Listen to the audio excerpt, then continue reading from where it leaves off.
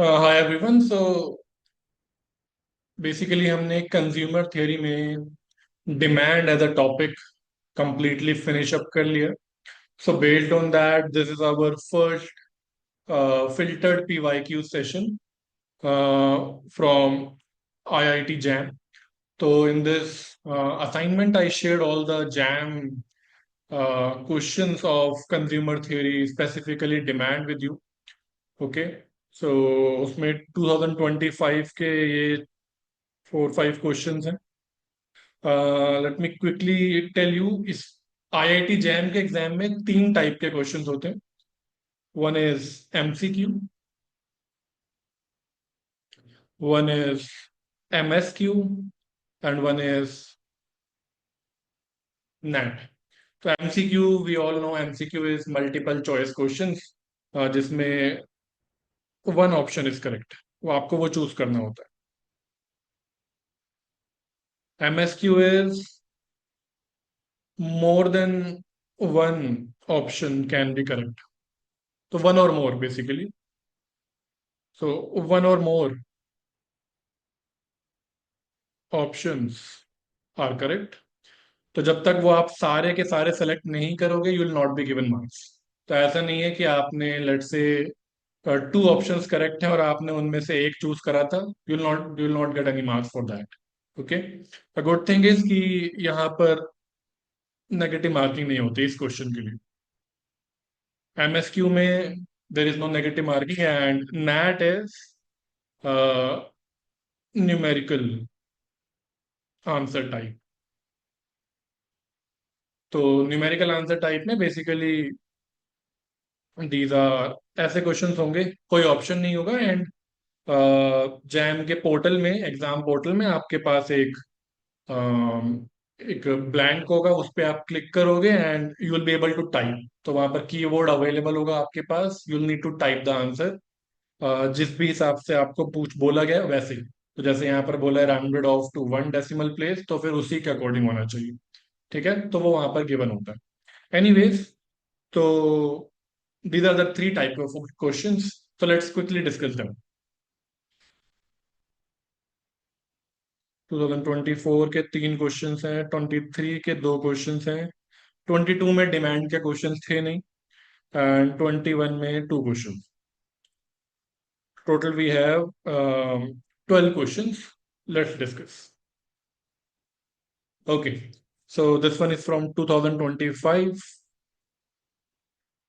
Consider a consumer with utility function this y plus u is equal to root x plus y. It is a quasi-linear utility function where x and y are quantities of two commodities, yeah, consumed. Which of the following is true? ये एक MCQ question है, यानी कि एक ही correct होगा इसमें से। ये आपको गिवन होगा क्वेश्चन पेपर में। बेसिकली फर्स्ट से 30 तक जो क्वेश्चंस होते हैं वो एमसीक्यू होते हैं। जैसे 21, तो ये एमसीक्यू ही होगा। एनीवेज, इनकम इलास्टिसिटी की यहाँ पर बात हो रही है। what you basically need to find is कि elasticity is कि demand, how will demand change with respect to income, ये आपसे पूछा जा रहा है। ठीक है। पर income elasticity is percentage change in demand by percentage change in income. So that's income elasticity. Okay. And it is a very famous concept actually. तो पहले तो डिमांड निकाल लेते हैं। So for that, what we'll do is we'll use MRS equal to price ratio concept, and accordingly we'll see कि demand function क्या बनकर आ रहा है। So let's find out MRS. That will be 1 upon 2 root x और y का हो जाएगा 1. We'll be equating it to price ratio, and this implies that 2 root x, if I take the reciprocal, it will be py upon px, and then root x will be equal to py upon 2px, and then x will be equal to whole square of this. Okay. So notice that X doesn't depend upon income at all. देख रहे हो?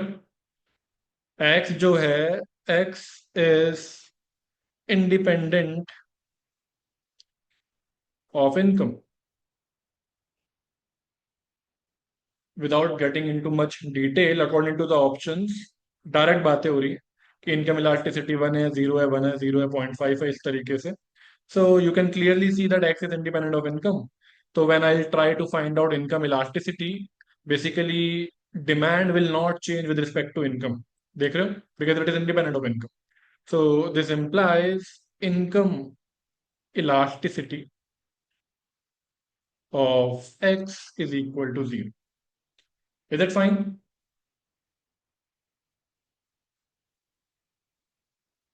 हमारा question था कि आपको income elasticity निकालनी है. Income elasticity means that how will the demand change with respect to income. Turns out जब क्वाजी लीनियर फंक्शन होता है तो उसमें से जो नॉन लीनियर पार्ट होता है, that is 99% of the times that independent of income. तो with respect to the options, in this case it is independent of income, so income elasticity for X is equal to 0. Income elasticity of demand for X is equal to 0, hence B is the correct option. Is it fine? And obviously जब आप फिर y की value निकालोगे, that will be based on budget line. तो m minus P X into X divided by P Y. तो it will somehow depend upon y, and since we don't have the values तो हम exactly तो calculate नहीं कर पाएंगे. So but it depends upon m.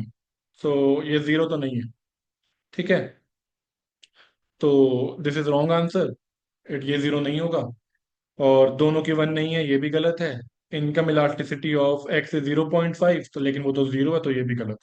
Hence option B is correct. Is it fine?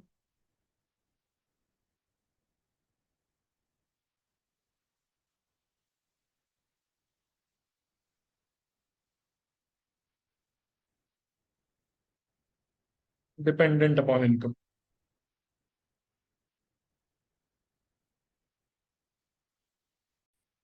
Moving on. Question is, you are measuring level of consumption of a good commodity on x-axis and that of bad commodity on y-axis. Indifference curve के बारे में बताना है. ये 2025 का जो paper आया है जैम का, that's more like CUET paper. मतलब उतना भी कम लेवल नहीं, लेकिन रिलेटिवली इस बार as compare to questions of 2021, 22, 23, 24, ये वाला पेपर का लेवल थोड़ा सा डाउन है. तो बहुत ही सिंपल क्वेश्चंस आए हुए हैं. एंड ये हमने डिस्कस किया था क्लास में, दैट कोई भी कमोडिटी एक पॉइंट के बाद बैड बन जाती है.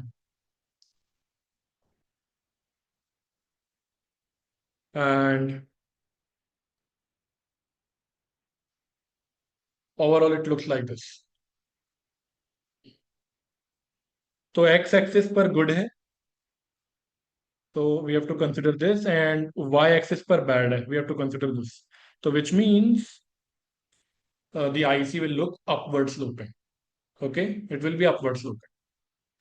सो हैविंग अ पॉजिटिव स्लोप. ये जो पैरेलल हैं ये न्यूट्रल के केस में होते हैं, हमने डिस्कस किया था क्लास में. इन्वर्टेड यू ऐसा तो कुछ है ही नहीं. ओके, एटलीस्ट मतलब वो हो सकता है कुछ पर्टिकुलर फंक्शन हो, but in general good bad के केस में इन्वर्टेड यू का कोई मतलब नहीं है. ठीक है. So it it has to be upward sloping, and the reason is कि आईसी पर यूटिलिटी लेवल सेम रहता है. Suppose you are at this point A.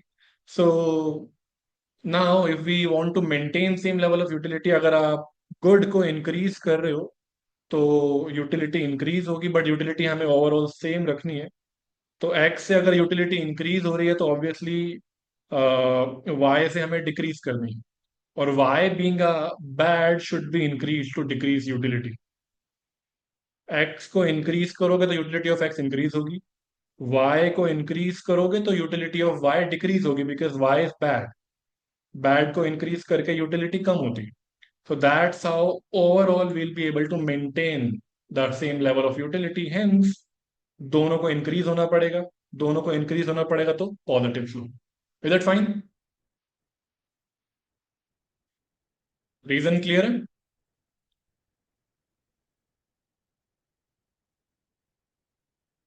Okay, moving on. Marginal utility simple definition based चीज है। MU is change in total utility as a result of consumption of an additional one more unit of an additional, yeah, one more unit of a commodity. So mu is delta tu by delta q, where this symbol is called delta and it means change. Okay, so change in total utility upon change in total quantity. Okay, so according to that, let's see कौन सा work करेगा. Change in utility by consuming the good. तो this is very rough. हमें इसने नहीं बताया कि कितना commodity को consume करना पड़ेगा. Okay, then change in utility by consuming some additional. Well, it's not some additional, it's basically one. एक और यूनिट के लिए, बेसिकली वन यूनिट के लिए ये बताता है change. Okay, and rate of change in utility for per unit, yeah, basically one की ही बात हो गई, so this one is correct, per unit. Okay, and last one is rate of change in utility from per unit monetary change. It's not about monetary change, ये वाला part गड़बड़ है.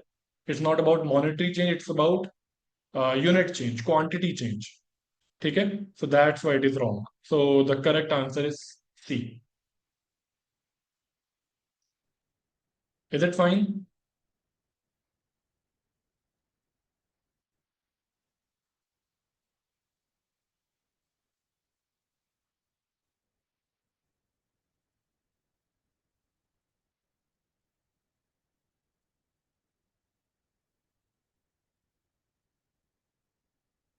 And एक एक क्वेश्चन कर लेते हैं यहीं पे. Let me create a question. तो suppose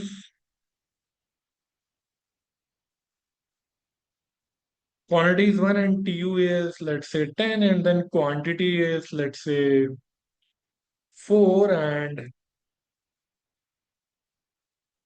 this is 28. Can you tell me mu कितना होगा?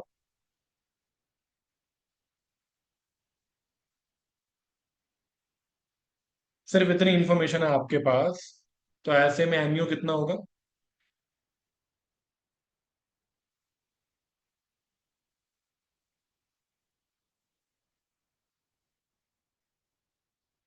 करेक्ट, 6 होगा. Not 18, it will be 6. M marginal utility is change in total utility upon change in quantity. So in this case, change in total utility is 18 and change in quantity is 4 minus 1, which is 3. 18 by 3, which is 6. Okay. We often are in a habit कि बस ये change निकाल ले, 28 minus 10 and 18 आ जाएगा. तो but that would be wrong because quantity में 4 unit का change आया. We need to find out per unit. तो जितना भी चेंज आपने क्वांटिटी में किया आपको उससे भी डिवाइड करना पड़ेगा. Is that fine?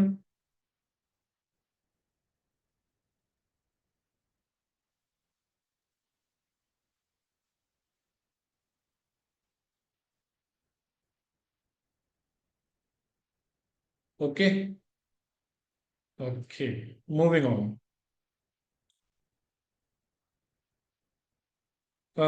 ये तो कॉप डगलस फंक्शन दिया हुआ है. प्राइस एक्स का 1 है, प्राइस वाई का 2 है, इनकम भी दी हुई है 100. यूटिलिटी मैक्सिमाइजिंग एक्स स्टार निकालना है हमें. So that would be A upon A plus B M by P X. यहाँ पर एक्स की पावर ए, वाई की पावर भी जो फंक्शन होता है, तो यहाँ पर ए की वैल्यू 1 है और बी की वैल्यू भी 1 है. तो this will give us 1 upon 1 plus 1, 100 bye P x which is 50. तो यहाँ पे आप टाइप करोगे वहां अपने पोर्टल पर 50.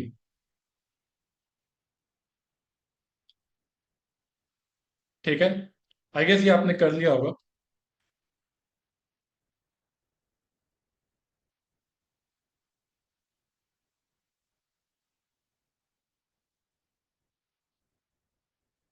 और यहीं पर मैं आपको एक चीज और बता देता हूँ। मान लो एक्स की पावर ए, वाई की पावर बी, जेड की पावर सी ऐसा फंक्शन है, तो हम इस फॉर्मूले को आगे एक्सटेंड कर सकते हैं उसी हिसाब से। तो जब इतना होता है तो form X star would be A upon A plus B M by B X. Y star will be B upon A plus B, basically B proportion b by b upon a plus b proportion of the income spent on y, तो m by py। But अगर मान लो commodity तीन हो जाए, तो using the same logic now this would B a upon a plus b plus c m by px। ठीक है, now a, अभी तीनों की कुछ ना कुछ पावर्स हैं, बेसिकली तीनों को कुछ ना कुछ वेटेज मिली हुई है। तो x को आप कितना कंज्यूम करोगे, that would B a upon this total weightage, ठीक है, ऑफ द इनकम। y के लिए क्या हो जाएगा, उसको मिलेगा b of the total weightage. तो b of the total weightage would be spent upon y। And lastly z के लिए क्या हो जाएगा, c upon total weightage, a plus b plus C M by P Z. Is that fine? There is a question कि A और B one कैसे हैं, यहाँ पर देखो x की, दिस इज एक्स वाई, तो जब कुछ पावर नहीं है तो obviously that power is one. Okay, चलो। ये तीन कमोडिटी का केस क्लियर है, बेसिकली लॉजिक है। I haven't derived this but there is no need of that. Logic clear है। हमने ये डिराइव किया था टू कमोडिटीज के लिए, we are simply extending this. And similarly maybe you can do it for x1, x2, x3, x4 and A B C D. तो इसका भी आप फॉर्मूला बना लोगे, है ना। A upon A plus B plus C plus D M by P x1, A B upon A plus B plus C plus D M by P x2, right. तो एक काम करें क्या, मैं इसका जनरल फॉर्मूला लिख देता हूँ, A1 A2 A3 A4 लिख दिया। Then X I star will be equal to A I upon summation A I M upon P X I.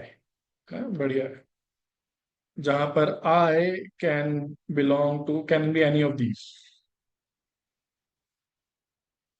है ना बढ़िया तरीका।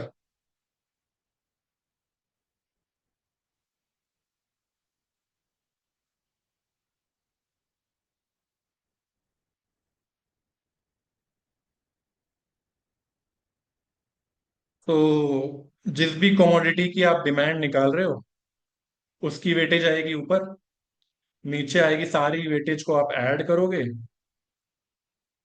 ओके, एंड इनकम तो इनकम है, डिवाइडेड बाय उसी कमोडिटी का प्राइस। तो यहाँ एक्स आई है, तो price of X I. Is that fine?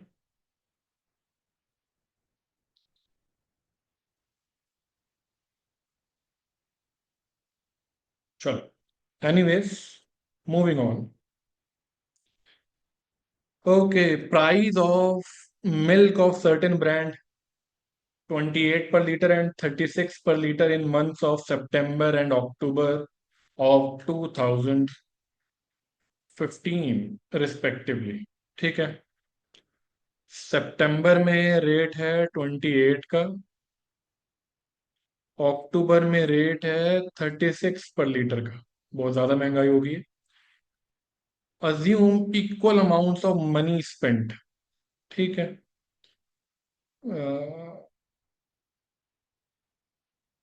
Equal amount of money spent, तो कोई नंबर अज्यूम कर लेते हैं, जो क्योंकि यहाँ गिवन नहीं है, तो मे बी 28 इंटू 36 कितना आएगा, ये आ रहा है 1008।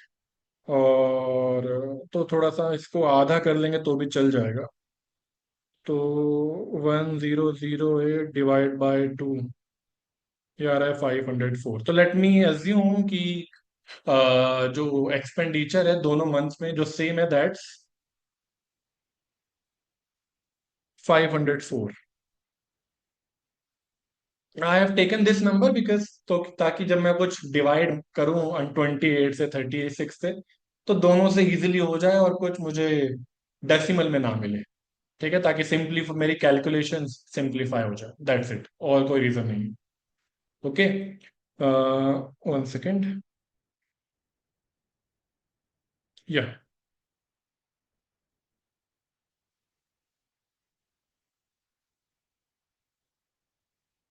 ओके, तो अरे यार, कर लेना चाहिए अभी।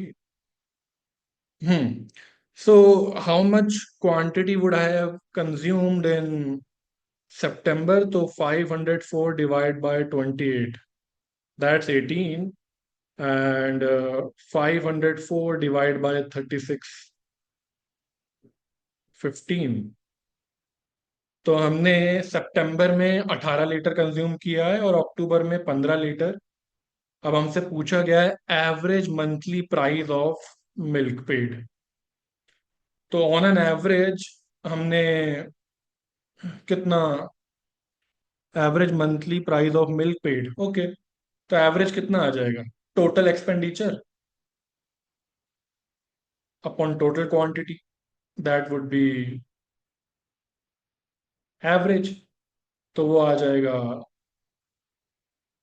504, एक second, 504 plus 504 divided by 18 plus 15, थोड़ा सा, अब बेकार है। 1008 डिवाइडेड बाय 18 प्लस 15, अब अभी भी 18 प्लस 15, 195। कुछ गड़बड़ हो गई क्या?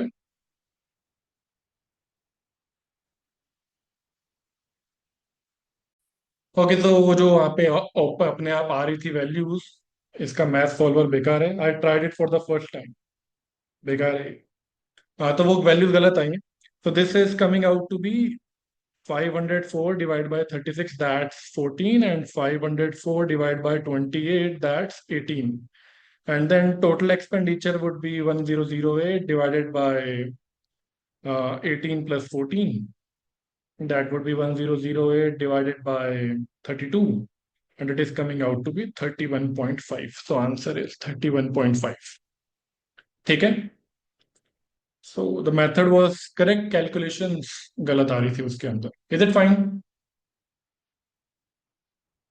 Okay, let me repeat this part. Question देखो,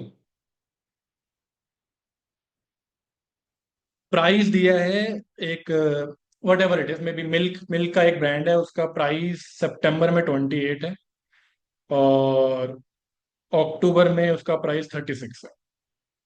ओके, और आपको बोला गया है कि आपने दोनों मंथ्स में, इररिस्पेक्टिव ऑफ द प्राइस, आपने जो अमाउंट, आपका जो एक्सपेंडिचर है वो सेम है, equal amounts of money spent, आपका एक्सपेंडिचर सेम है। तो I took, I assume the number, and ये मैंने 504 ऐसे लिया कि I just multiplied 28 and 36, I did that. आप 100 भी ले सकते हो, 200 भी ले सकते हो, दैट डजेंट मैटर, उससे भी यही वैल्यूज आएंगी, बट थोड़ी डेसिमल्स में वैल्यू नहीं आएंगी, इसलिए मैंने एक ऐसा नंबर लिया कि जब मैं ये निकालूं कि कितना लीटर निकल के आए तो वो डेसिमल में ना आए, तो इसलिए मैंने एक ऐसा नंबर ले लिया जो इनके मल्टीपल में हो, दैट्स इट। तो इसलिए 504 ले लिया। फिर मैंने कैलकुलेट किया कि हमने सितंबर में कितनी क्वांटिटी कंज्यूम करी, वो आ गया 18। हमने अक्टूबर में कितनी क्वांटिटी कंज्यूम करी, वो आ गया 14। फिर हमें यहाँ पर निकालना था एवरेज मंथली प्राइस।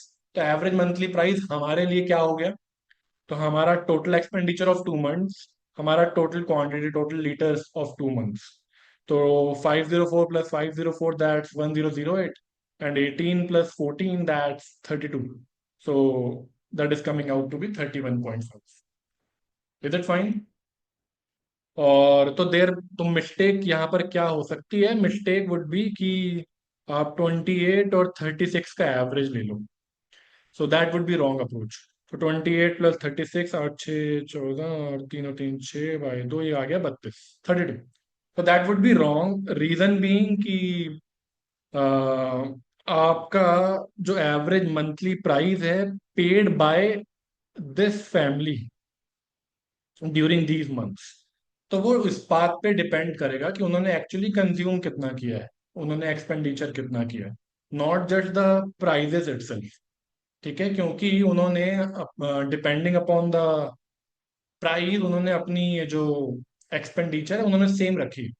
ठीक है, अगर तो वो सेम क्वांटिटी कंज्यूम कर रहे होते, अगर यहाँ भी 18 होता और यहाँ भी 18 होता, तब तो 32 ही आता, आई एम श्योर। अगर क्वांटिटी पहले भी 18 थी, बाद में भी 18 थी, तो फिर क्वांटिटी की वजह से एवरेज खराब नहीं होता आपका, वो वही आ जाता। ओके, सो उस इसी वजह से सो दे उस टाइम पर क्या होता, 20, पहले क्या प्राइस है 28 और 36, तो 28, 36, these are the prices, multiplied by let's say 18, 18। अगर ये रहेगा तो ऑब्वियसली वो जो 18 है वो कैंसिल आउट हो जाते हैं and you will be left with just 28 plus 36 divide by 2। तो तब वो कर सकते थे आप, बट इश्यू यहाँ पर क्या है, क्वांटिटी बदल गई, क्वांटिटी के बदलने की वजह से एवरेज आपको प्रॉपर निकालना पड़ेगा। Getting the logic?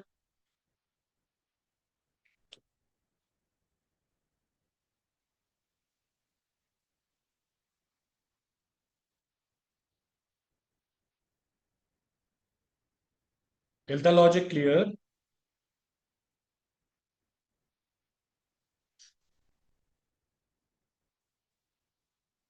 Okay, moving on. I am repeating this thing. Option A completeness का इम्प्लीकेशन है। बेसिकली कंप्लीटनेस से सेज दैट कि you should be able to compare between X and Y और Y और X. Okay, and in option B you have y strictly preferred to x if it contains more of at least one good and no less of other good। तो monotonicity की यहाँ बात हो रही है, but monotonicity की existence के लिए एक तो आपको नॉन सटिएशन चाहिए, विच मीन्स कि जिस बंडल पे आप हो वो मैक्सिमम यूटिलिटी का बंडल नहीं होना चाहिए, वरना तो उससे बेटर पॉइंट ही नहीं मिलेगा। और दूसरा स्ट्रिक्ट कॉन्वेक्सिटी चाहिए, तभी जब आप किसी एक कोमोडिटी को सेम रख के दूसरे को इंक्रीज करोगे, यानी जैसे मैंने यहाँ पे ए और बी में एक्स की वैल्यू सेम है, वाई इंक्रीज हो रहा है, इसलिए आप उसे प्रेफर कर पा रहे हो, बिकॉज कॉप डगलस का आईसी स्ट्रिक्ट कॉन्वेक्सिटी को सेटिस्फाई करता है। तो इसीलिए ऑप्शन बी इस का जो स्टेटमेंट है वो करेक्ट है, या तो स्ट्रिक्ट कॉन्वेक्सिटी और नॉन सटिएशन की वजह से B is followed. C option is saying कि X is not indifferent to itself, but question कह रहा है कि रिफ्लेक्सिविटी होल्ड कर रही है, और रिफ्लेक्सिविटी रिफ्लेक्सिविटी का इम्प्लीकेशन है that any commodity is at least as good as itself, तो it is not following this.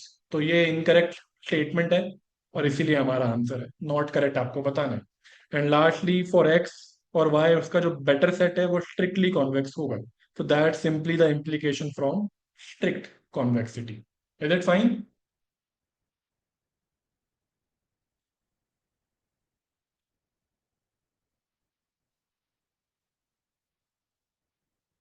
Okay,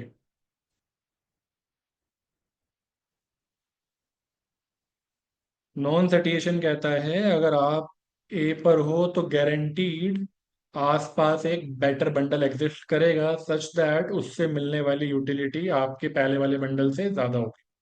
तो that's what non satiation means, non satiation means. Okay, next question. Consider the following three utility functions. एक है perfect substitute, दूसरा है min, तीसरा है quasi linear. 32nd question है MSQ है, तो more than one option can be correct, तो आपको करेक्ट वाले चूज करने हैं। Let's start with the first one, marginal rate of substitution.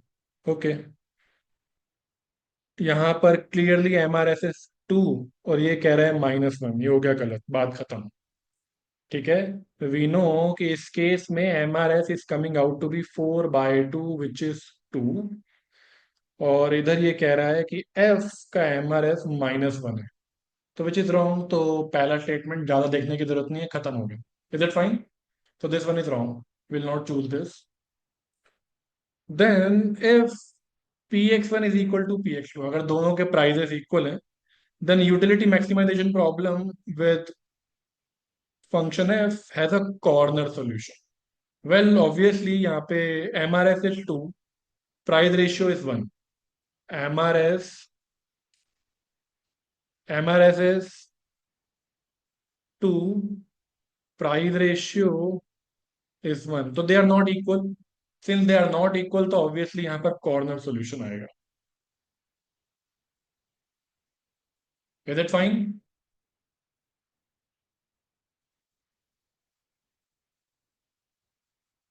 And that solution would be only x आएगा या only y? mu x1 upon mu x2, दूसरी तरफ है p x1 upon p x2. तो जब आप mu x1 को divide करोगे p x1 से और mu x2 को आप डिवाइड करोगे p x2 से, सिंस दिस वाज मोर, ये चीज होल्ड कर रही है, this is 2 and this is 1, तो आपकी ये जो इनइक्वालिटी वो मेंटेन्ड है. तो good x one is giving you more per rupee utility, so you will consume only x. That is, demand आएगी m by px comma 0, which is a corner solution. Which is a corner solution. So option B is correct. Let's see option C. If income is 100, prices दोनों के 2 हैं, then in the utility maximization problem G के लिए sum of optimum values 50 आएगा. ठीक है. Function है 4x1 2x2, minimum of 4x 2y, मैं x1 x2 की जगह xy कर रहा हूँ. Price of x equal to price of y is equal to 2. ये सॉल्व करना है. तो पॉजिटिव प्राइस रेशियो है, तो किंक पर सॉल्यूशन आएगा. Kink will be 4x equal to 2y. So this implies that 2x is equal to y. Budget line होगी हमारी, इनकम कितनी है 100. So 2x plus 2y equal to 100. 2x is equal to y equal to 100. So this implies y equal to 100 by 3. फिर x is half of that, तो x आ जाएगा 100, है ना. x is half of it, तो 100 by 6, और दोनों का सम आ जाएगा 100 by 3 plus 100 by 6, which is, am I right? 4x equal to 2y, ठीक है. तो 2x equal to y भी ठीक है. तो 2x की जगह हमने y लिख दिया है, प्लस 2y, ये 100, 3y, y आ गया 100/3, वो ठीक है. And then x is equal to half of y, तो वो आ गया 100/6. So 200 plus 100, 300/6 would be 50. तो सम इज 50. ओके, तो सम 50 आएगा और यहाँ बोला है 50. So this option is also correct.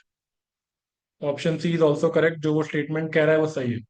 Some of the optimal values in this case is, इनका जो सम है वो 50 ही आ रहा है.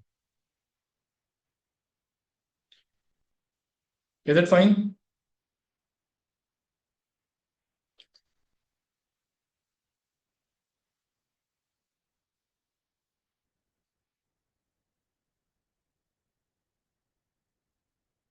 Okay, moving on to D option. Income 100, price इसका 5, उसका 5000. Then the utility maximisation problem with the utility function optimal value of x2 is 20. x2 is, okay, income 100, 5 और 5000. हाँ, ठीक है. फंक्शन है √x+y, इनकम है 100, price of x is 5, price of y is 5000. ये function है. MRS निकालेंगे 1/2 √x equal to price ratio करेंगे, वो आ जाएगा 5/5000. ये आ जाएगा 2√x equal to 1000. Root x would be 500. X would be 500 का स्क्वायर. प्राइस इसका 5 है. ये ऑलरेडी ये that would be outside the budget. तो आप x star would be equal to m/px, because जो x की ऑप्टिमम वैल्यू जा रही है that's actually something like this. That's outside the budget set. तो वो हम कंज्यूम नहीं कर सकते, तो विल बी कंज्यूमिंग हियर. तो विच मीन्स वाई स्टार हो जाएगा 0. और ये कह रहा है y20 है या x220 है, तो वो गलत है. Is it fine?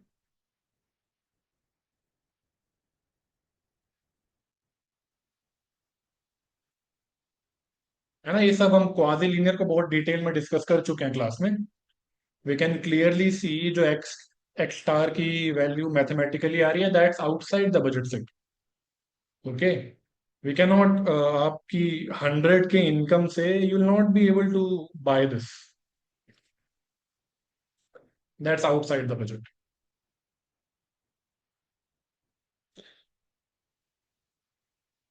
Is it fine?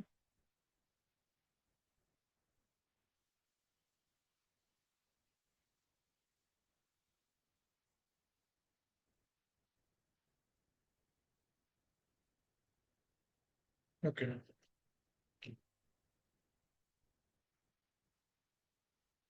Moving on. हाँ, तो डी गलत हो गया यहाँ पर.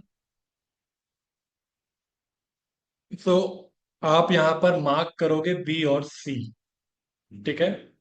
आप इसके आंसर में मार्क करोगे बी और सी.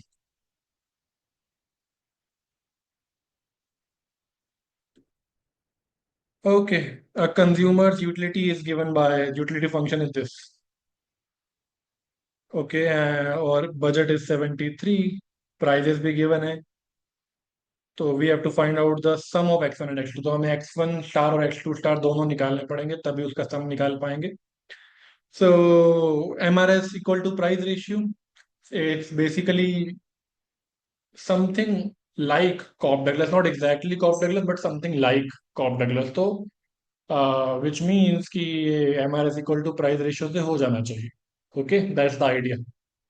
सो MRS would be equal to MUX आ जाएगा 0.25. 2x1 - 1, फिर 2x1 - 1 का हो जाएगा 2, और दूसरे कमोडिटी का function as it is. Then दूसरे के लिए आ जाएगा 0.75. पहला फंक्शन एज इट इज. तो यहाँ पे पावर तो डाली नहीं. -0.75. एंड देन x2 - 4 माइनस हो जाएगी power 0.25. So that's the MRF which is, ये 2 से मल्टीप्लाई होके हो जाएगा 0.50. This would B 2/3. ऊपर आ जाएगा x2 - 4, और नीचे आ जाएगा 2x1 - 1. तो ये आ गया MRF. ये क्लियर है?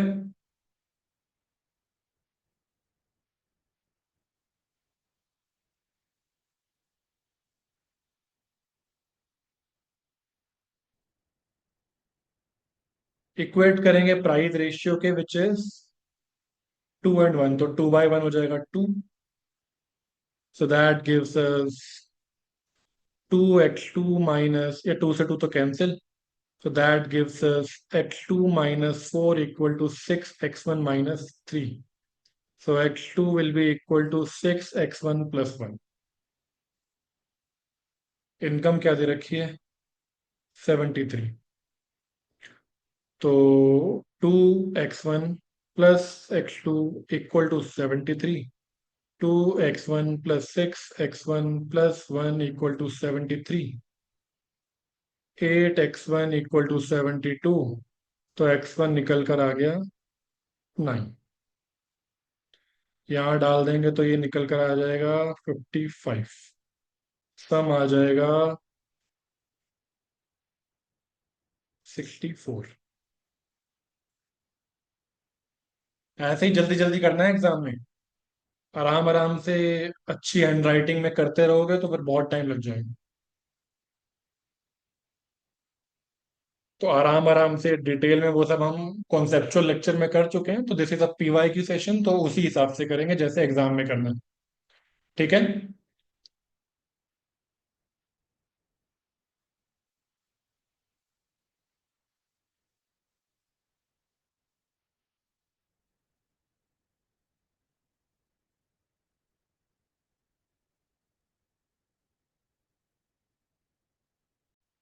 So in this case, your answer is 64. This is a NAT question, numerical answer type. So यहाँ आपको बोला है rounded off to two decimal places, तो आप वहां पर लिखोगे 64.00। ठीक है, आपको बोला गया था rounded off to two decimal places, आपका इंटीजर वैल्यू आ गया। सो आपको वहां डालना पड़ेगा 64.00। And this is basically they trying to trick you, आपको लगेगा कि कुछ डेसिमल में आना चाहिए था, लेकिन ये कंप्लीट आंसर एक इंटीजर रहा है। तो इन दैट केस आप सिंपली लिखोगे वहां पे 64.00। ठीक है। तो that's for the safety, even 64, obviously 64 and 64.00 दोनों सेम ही होते हैं। तो जहां तक मुझे पता है, that will also be given correct only. Okay, आप 64 डालो, 64.00 डालो। So mathematically all these are equal values, और सिस्टम में वो चीज होती है, इक्वल वैल्यूज को वो करेक्ट ही मानेगा। Okay, moving on. ठीक है। You have utility function R N plus से आर प्लस पे जा रही है, रिप्रेजेंट भाई। अरे वाह, ये मैंने अभी देखा, आर प्लस गिवन है, विच मीन इनमें से जो भी यूटिलिटी है ना, कोई भी नेगेटिव नहीं है, आर प्लस लिखा हुआ है। So with for every utility function whatever the values of x are, ये जो भी यहाँ पे एक्स वन एक्स टू, इनकी कोई भी वैल्यू हो, यूटिलिटी नेगेटिव नहीं होगी, बिकॉज ये दिया हुआ है आर प्लस। ठीक है। एंड कंप्लीट है, ट्रांजिटिव है, कॉन्टिन्यूस है। कॉन्टिन्यूस तो ये आपको पता होगा, we need rationality plus continuity. तो ये सब बातें इसलिए गिवन है because they want to tell you कि यूटिलिटी फंक्शन वैलिड है, एग्जिस्ट करता है। ओके। तो ये अच्छे एग्जाम्स की यही पहचान होती है कि वो बिल्कुल सोच कर क्वेश्चन बनाते हैं, सारी डिटेल्स आपको देते हैं, और जिसको वो बातें समझ में आती हैं वो देख के अप्रिशिएट कर पाता है।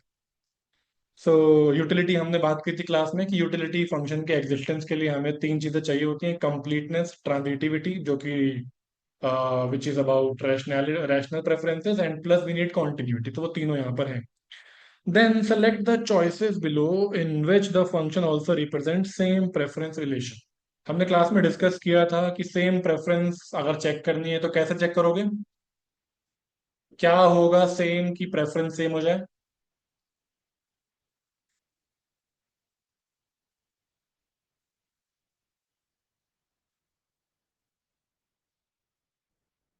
मोनोटोनिक ट्रांसफॉर्मेशन सही है, लेकिन उसको भी हम कैसे चेक करते हैं।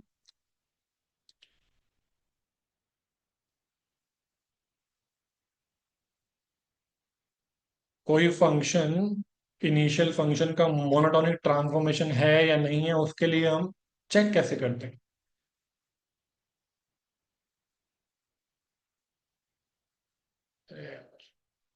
Positive power, positive addition, transformation, homogeneous function, वो सब ठीक है, but you are not at the. हाँ, ये आया करेक्ट आंसर। हम देखते हैं एमआरएस और डायरेक्शन ऑफ प्रेफरेंस। बिल्कुल सही। हमें चाहिए एमआरएस सेम होना चाहिए और डायरेक्शन ऑफ प्रेफरेंस सेम होनी चाहिए। तो इट सीम्स लाइक किसी भी फंक्शन में डायरेक्शन की दिक्कत नहीं आएगी, यूटिलिटी ऑलरेडी पॉजिटिव है, पावर्स भी पॉजिटिव लगी हुई हैं, क्वांटिटी पॉजिटिव होती है, तो डायरेक्शन तो सबकी सेम रहेगी।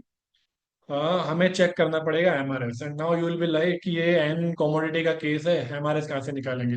सिंप्लीफाई करेंगे ना, ए को क्यों जबरदस्ती एन कमोडिटी बनाना, ए है हमारा u x one x two plus u x one x two whole cube, इसको चेक कर लो। वो तो बस एक एन कमोडिटी, तो बस एक एक्सटेंशन है ऑफ द होल थिंग। इतना बहुत है चेक करना। क्या लॉजिक क्लियर है?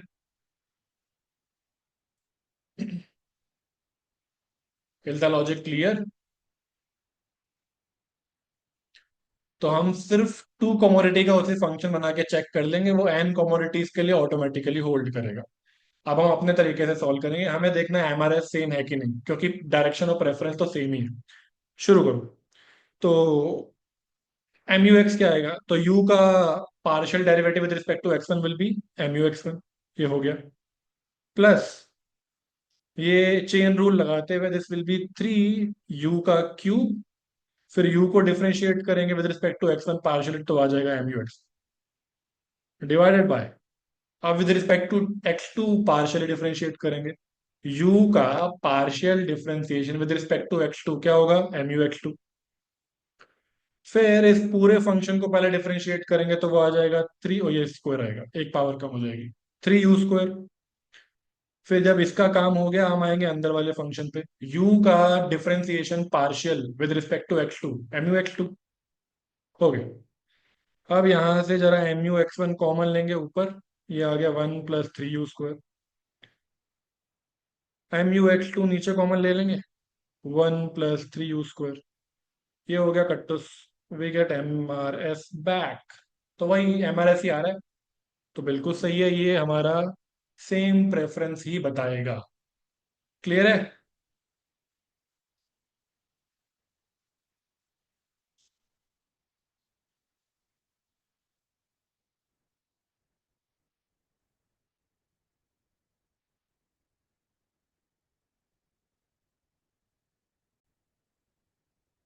क्वेश्चन पूछ रहा है आपसे कि क्या ये फंक्शंस, एक इनिशियल फंक्शन u है, u का एम आर एस होगा कुछ, फिर इनका कर दिया ट्रांसफॉर्मेशन, ये एफ जी एच एम ये सब इन फंक्शंस इनिशियल यू फंक्शन के कुछ ना कुछ ट्रांसफॉर्मेशन। आपसे पूछा जा रहा है कि क्या ये F G H M same preference exhibit करेंगे कि नहीं करेंगे। सेम प्रेफरेंस तब एग्जिबिट करता है कोई ट्रांसफॉर्म्ड फंक्शन जब उस ट्रांसफॉर्म्ड फंक्शन का एमआरएस और डायरेक्शन ऑफ प्रेफरेंस सेम होती है एज द इनिशियल फंक्शन। हमने ये ट्रांसफॉर्म्ड फंक्शन पकड़ा, टर्न्स आउट जो यू का एमआरएस था ये उसी के इक्वल आ रहा है, यहाँ सब कुछ ये प्लस ही हो रहा है, यूटिलिटी यहाँ पॉजिटिव ही है, तो डायरेक्शन ऑफ प्रेफरेंस सेम ही रहेगी। ओके, तो इसीलिए ए पार्ट में क्या हुआ, एमआरएस भी सेम है, डायरेक्शन ऑफ प्रेफरेंस भी सेम है, और यही हमें बताता है कि ओवरऑल जो प्रेफरेंस है वो सेम आएगी। ठीक है, प्रेफरेंसेस यानी कि जो अल्टीमेटली फिर जिससे डिमांड बनता है वो सेम तब रहता है जब एमआरएस सेम हो। एमआरएस क्या कहता है, एमआरएस आपको बताता है आईसी का जो स्लो, एब्सोल्यूट टर्म्स में जो स्लोप होता है, that's basically delta y by delta x. आप एक्स और वाई को किस रेशियो में आपस में इंटरचेंज करने को तैयार हो, या बेसिकली एक्स की एक एडिशनल यूनिट के लिए आप वाई को कितना गिव अप करने को तैयार हो। तो अलग अलग यूटिलिटी फंक्शंस के लिए अलग अलग होता है ये। तो दैट्स काइंड ऑफ एक तरीके से ये यूटिलिटी फंक्शन का डीएनए है। तो अगर ट्रांसफॉर्म्ड फंक्शन का डीएनए वही है, ओके, तो उसकी भी प्रेफरेंसेस, मतलब प्रेफरेंसेस कहाँ क्या है, प्रेफरेंस कि आप एक एक्स के लिए कितना वाई देने को तैयार हो, अगर वो सेम है तो प्रेफरेंस सेम है। लॉजिक क्लियर है?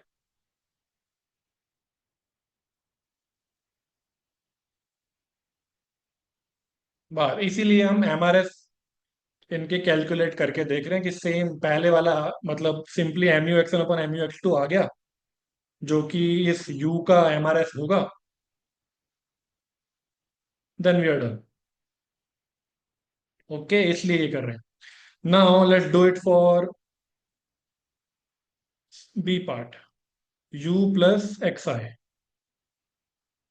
It is u x one x two plus summation X I है, तो X one plus x two.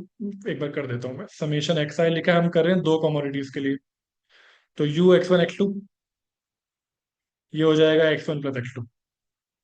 तो ये फंक्शन है ट्रांसफॉर्म्ड, इसका एमआरएस निकाल के देखते हैं। एक्स वन के रिस्पेक्ट में ये पहला हो जाएगा एम यू एक्स वन का हो जाएगा 1, एक्स टू का हो जाएगा derivative 0 with respect to x one, divided by, जब एक्स टू के रिस्पेक्ट में करेंगे u का derivative partial with respect to x two would be M U x two, इसका हो जाएगा 0, इसका हो जाएगा 1। ओके, नाउ क्या ये M U x one upon M U x two के इक्वल है? Is it equal? यस और नो?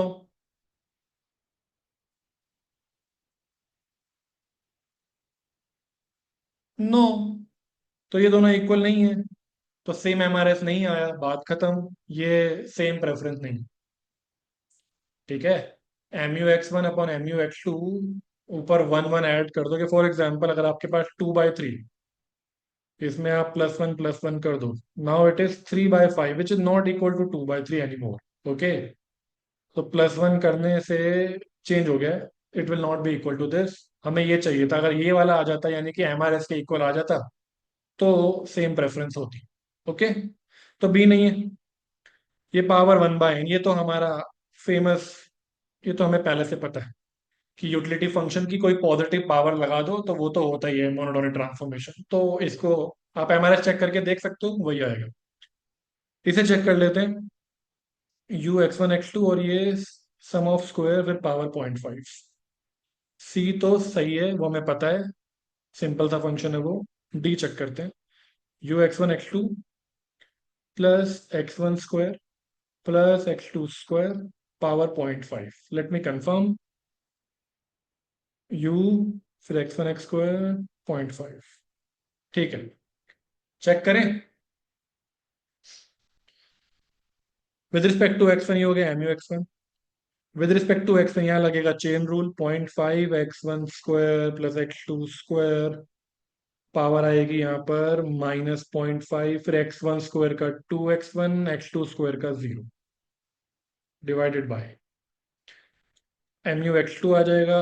u का derivative, partial partial derivative with respect to x2, again using the chain rule, 0.5 x1 square +x2 square की whole power -0.5, this would be x1 square का हो जाएगा 0, x2 square का हो जाएगा 2x2, क्योंकि हम डिफरेंशिएशन अब कर रहे हैं विद रिस्पेक्ट टू x2। और ये आपस में कैंसिल आउट होंगे नहीं, क्योंकि ऊपर x1 है नीचे x2 है। Hence it is not equal to mu x1 upon mu x2। Okay, तो सिर्फ ए और सी मोनोटोनिक ट्रांसफॉर्मेशंस हैं। Is it fine?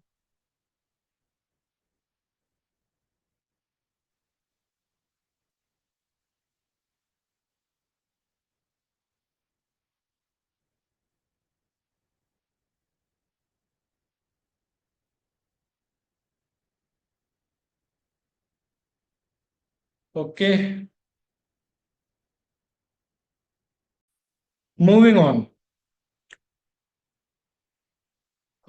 ऐसा हमने एक फंक्शन सॉल्व किया हुआ है मैक्स प्लस मिन वाला, बट डिफरेंस है यहाँ पर, कोफिशिएंट्स 1 की जगह 0.5 हो गए।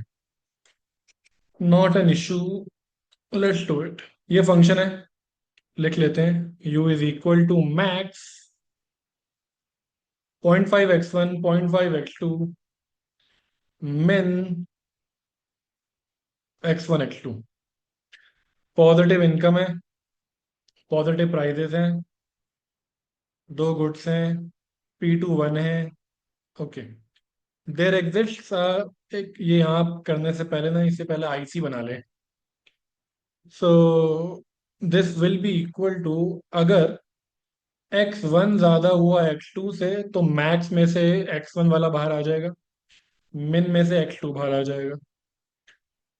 अगर x2 ज्यादा हुआ x1 से तो मैक्स में से x2 बाहर आ जाएगा, मिन में से x1 बाहर आ जाएगा। फिर हम बनाएंगे इसका इंडिफरेंस कर। यहाँ है x1, यहाँ है x2, और ये हो गई x1 इक्वल टू x2 की लाइन, हमारी king line.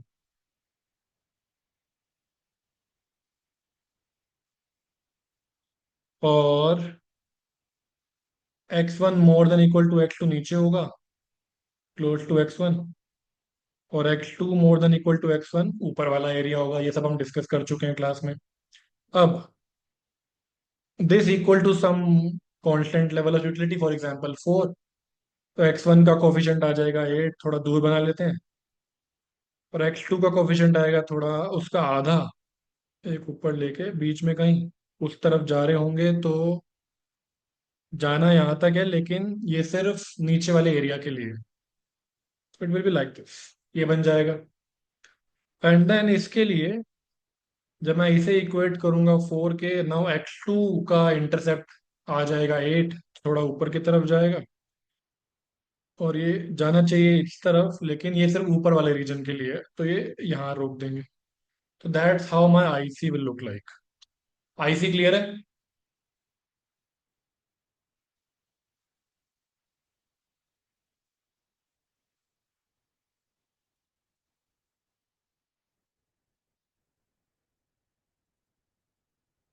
Yes, no, repeat. Repeat भी कर सकते हैं अगर आप बोलोगे तो। अपने आप नहीं कर रहा मैं। Yes, no, repeat.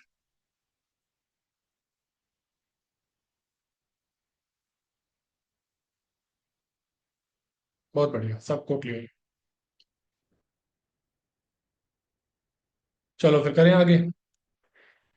अब ये हमें कह रहा है there exists a lowest price P1 bar, एक मिनिमम, एक लोएस्ट प्राइस है, सच दैट कि ये जो प्राइस ऑफ कमोडिटी वन है वो हमेशा इस मिनिमम प्राइस से ज्यादा रहेगा। Then the unique utility maximising choice is to buy only good two. अच्छा, ओनली गुड टू। तो यहाँ पर स्लोप कितनी है? ये हाफ होगी। ये देखो, स्लोप या तो हाफ होगी या 2 होगी, देख के पता चल रहा है। आप 0.5 और 1 के साथ डील कर रहे हो, 0.5 और 1 के साथ डील कर रहे हो। अब यहाँ तो इनके कॉम्बिनेशन से आपको स्लोप मिलेगी हाफ या स्लोप मिलेगी 2, यही हो सकता है। पर क्लियरली दिख रहा है ये फ्लैट वाला पार्ट है, स्लोप हो गई हाफ। ये स्टीपर पार्ट है, यहाँ पर स्लोप हो जाएगी 2 in absolute terms. Okay, slope हो गया। अब मुझे चाहिए सॉल्यूशन। यहाँ पर ओनली x2 कह रहा है। अब आप ही मुझे बताओ, ओनली x2 के सॉल्यूशन के लिए बजट लाइन की स्लोप कितनी होनी चाहिए?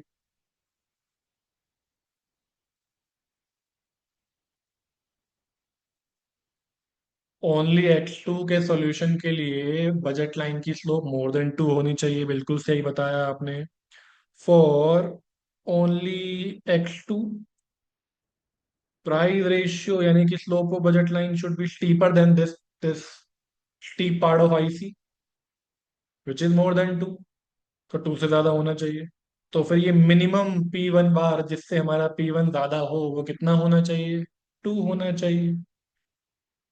जब P1 2 से ज्यादा होगा, यहाँ देखिए, जब प्राइस हमारा कमोडिटी वन का 2 से ज्यादा हो, क्योंकि P2 तो 1 है, Px1 P2 1 गिवन है, तो this thing has to be, तो this means price of x1 should be greater than 2।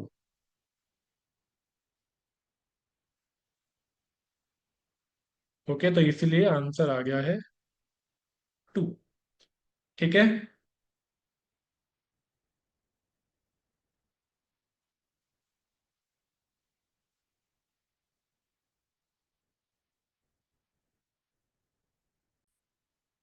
I am repeating the part after IC. IC का ऊपर वाला जो पार्ट है उसकी स्लोप 2 है, नीचे वाले पार्ट की स्लोप हाफ है।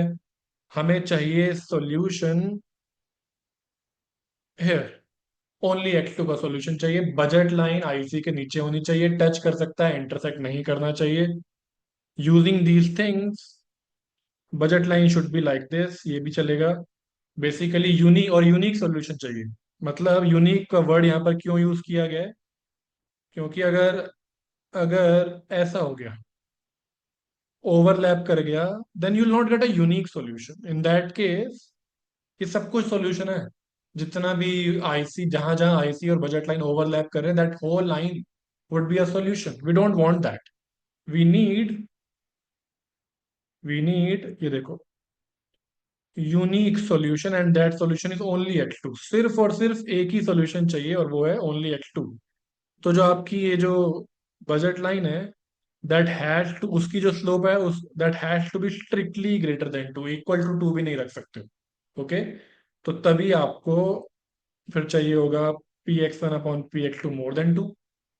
देन Px2 1 गिवन है क्वेश्चन में, तो ये नीचे आ गया 1, इसलिए ये आ गया it has to be strictly greater than 2। Okay.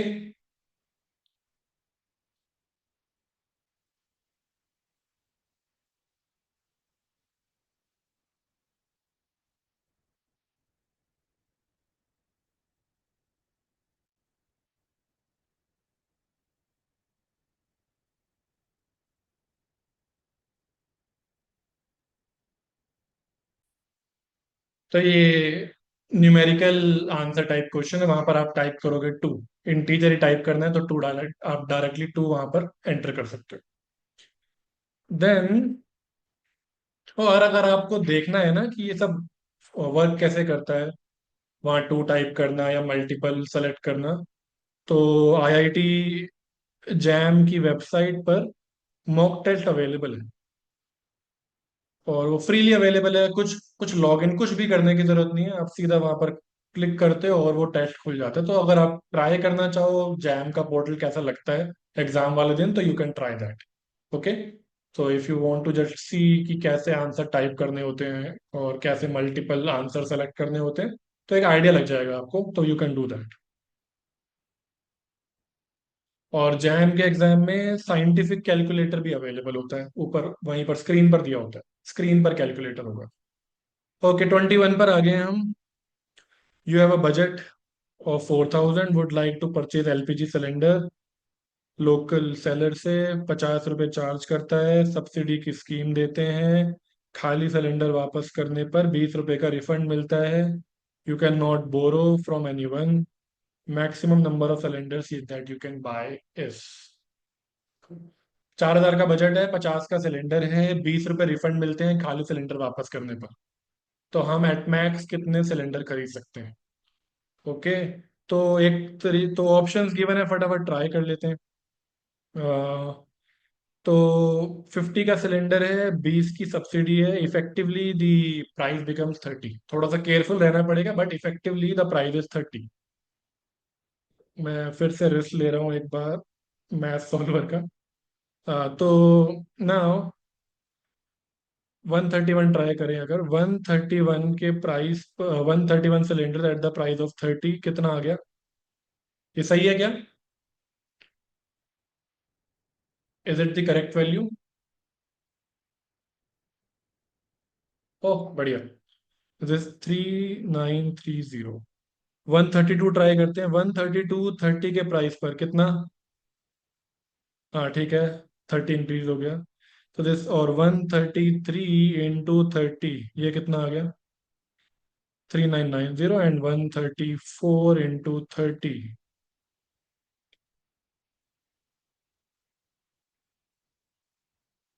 Okay. ना आपके अकॉर्डिंग, और हमारा जो बजट है वो 4,000 का है, कैन यू टेल मी इनमें से कौन सा करेक्ट आंसर है? ये क्या हुआ? हमारा बजट 4,000 है, तो कैन यू टेल मी कौन सा करेक्ट आंसर है? तो आपको क्यों लगता है यहाँ पे ये बोरो वाला पार्ट क्यों बताया था? You can not borrow money.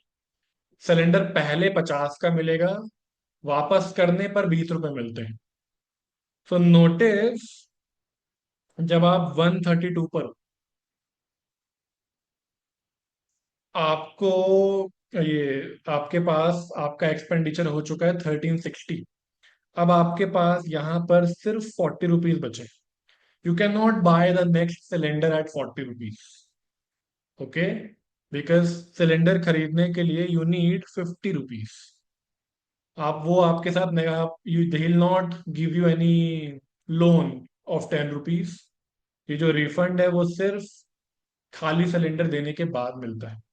Hence, 132 के बाद you'll not be able to buy next cylinder because you will have only 40 rupees left. क्या ये बात क्लियर है? Is the logic clear?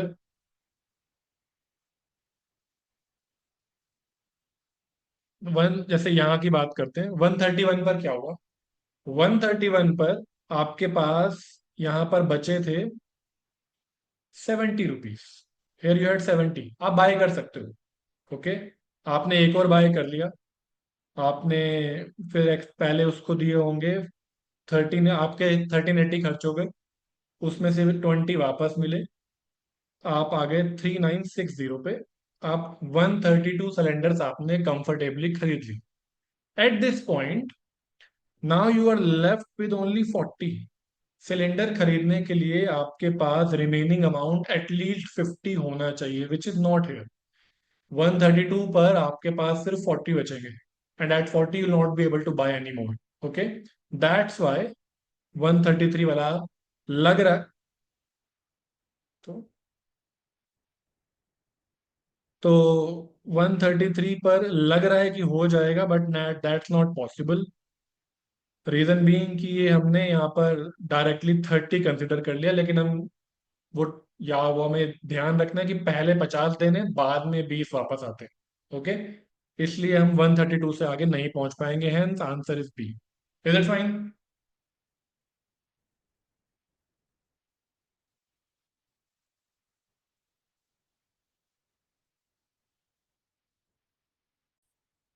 Moving on to the last question. अरे बहुत बढ़िया। Utility function of a consumer, ये हमारे पास एक क्वाजी लीनियर फंक्शन है, और हमें बताया गया है कि ऑप्टिमल बंडल 10, 10 है। Consumers optimal choice of X2 if is income, अगर इनकम इंक्रीज हो गई है। पहले वो 10, 10 खरीद रहा था, अब इनकम 50% से इंक्रीज हो गई है, तो फिर वो X2 कितना खरीदेगा? कैन यू टेल मी, अब वो X2 कितना खरीदेगा? इनकम बढ़ गई है 50% से।